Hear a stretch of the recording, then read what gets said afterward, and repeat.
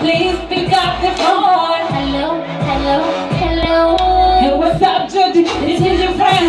And then I move with this shit. What do men get at you? Who fuck them? How I know how you need that? Who just almost see one on there. I go.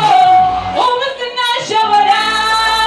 Look where you need it. Come on, man. Look who need this. You want it. I go. That's your shit. Wow.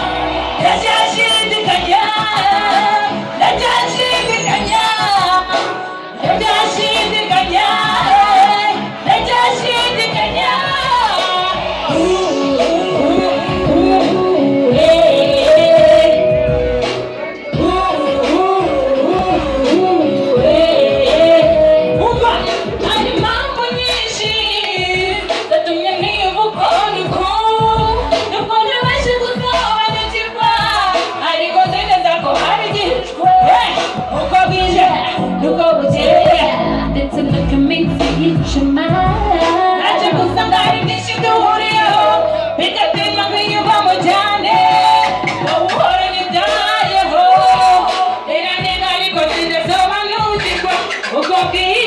Look what we're doing.